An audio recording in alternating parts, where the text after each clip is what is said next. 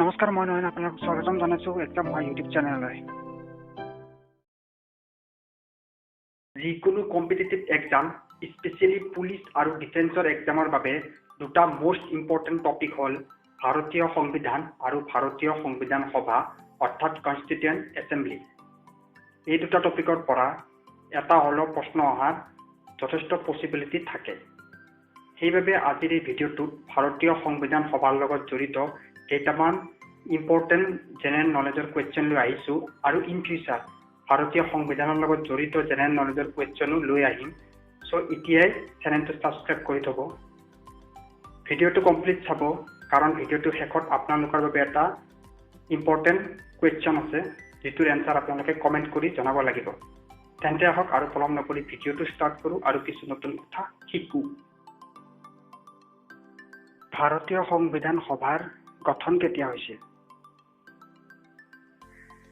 শুদ্ধ উত্তৰ 6 ডিচেম্বৰ 1946 চন। নেক্সট কুৱেশ্যন, ভাৰতীয় সংবিধান সভাৰ প্ৰথমজন অধ্যক্ষ কোন আছিল?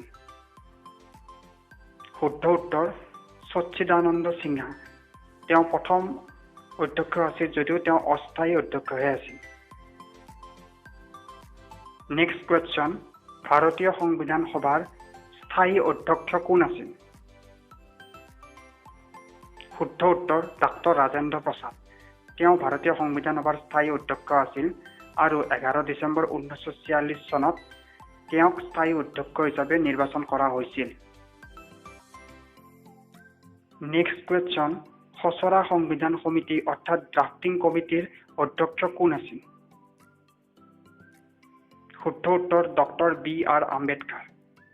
ভাৰতীয় সংবিধান সমিতিয়ে সংবিধানখন প্ৰস্তুত কৰাত সহায় হ'বৰ বাবে মুঠতে 22খন কমিটি গঠন কৰিছিল। তাৰ ভিতৰত 8খন মুখ্য কমিটি আছিল। সেই 8খন মুখ্য কমিটিৰ ভিতৰত খচৰা সংবিধান সমিতিখনো এখন সমিতি আছিল। নেক্সট কুৱেশ্যন, ভাৰতীয় সংবিধান সভাৰ মুঠ সদস্যৰ সংখ্যা কিমান আছিল? শুদ্ধ উত্তৰ 299 জন। এই 299 জনৰ ভিতৰত 229 জন ভাৰতৰ বিভিন্ন প্ৰদেশৰ পৰা নিৰ্বাচিত সদস্য আছিল আৰু বাকী 70 জন মনোনীত সদস্য আছিল। নেক্সট কুৱেশ্যন, ভাৰতত সংবিধান সভা গঠন কৰিবলৈ প্ৰথম প্ৰস্তাৱটো কোনে দিছিল? শুদ্ধ উত্তৰ M.N. ৰয়। M.N. ৰয়ে এগৰাকী কমিউনিষ্ট নেতা আছিল আৰু লগতে ভাৰতৰ স্বাধীনতা আন্দোলনকাৰী আছিল। তেখেতে 1937 চনত প্ৰথম প্ৰস্তাৱ দিছিল ভাৰতীয় সংবিধান সভা গঠন কৰিবলৈ আৰু পিছত 1937 চনত এই প্ৰস্তাৱটো ইণ্ডিয়ান নেশ্যনেল কংগ্ৰেছে নিজৰ অধিৱেশনত অফিচিয়েলি গ্ৰহণ কৰিছিল। নেক্সট কুৱেশ্যন, ভাৰতীয় সংবিধান সভাত ভাষণ দিয়া প্ৰথমগৰাকী ব্যক্তি কোন আছিল? শুদ্ধ উত্তৰ J.B. কৃপলানী। তেখেতে ভাৰতীয় সংবিধান সভাত প্ৰথমটো ভাষণ আগবঢ়াইছিল।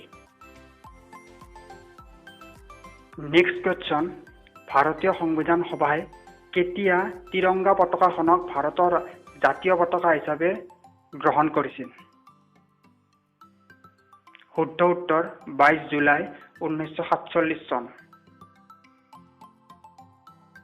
এতিয়া আপোনালোকলৈ আগবঢ়াইছোঁ এটা কুৱেশ্যন। ভাৰতীয় সংবিধান সভাৰ প্ৰথমখন বৈঠক কেতিয়া বহিছিল? অপশ্যনকেইটা হৈছে A. 6 December 1946, B. 10 December 1946, C. 11 December 1946 আৰু D. 9 ডিচেম্বৰ 1946। ABCDৰ ভিতৰত যিটো ৰাইট এনচাৰ বুলি ভাবে সেইটো কমেণ্ট কৰি জনাব আৰু লগতে ভিডিঅ'টো কেনেকুৱা পাইছে সেইটো কমেণ্টত জনাই দিব। যদি ভিডিঅ'টো ভাল পাইছে লাইক কৰি দিব, কাৰণ যিমানে বেছি লাইক আহিব ভিডিঅ'টোত সিমানে ইউটিউবে আন ভিউৱাৰ্ছলৈ এই ভিডিঅ'টো ৰিকমেণ্ড কৰিব আৰু তেতিয়া আপোনাৰ লগতে আন বহুতেই এই ইনফৰ্মেশ্যন পাবলৈ সক্ষম হ'ব। চ' লাইক কৰিবলৈ নাপাহৰিব আৰু ইন ফিউচাৰ এনেকুৱা ধৰণৰ ইনফৰ্মেটিভ আৰু GK GS current affair related video' অসমীয়াত পাই থাকিবলৈ এই চেনেলটোক ছাবস্ক্ৰাইব কৰিবলৈ নাপাহৰিব। ধন্যবাদ।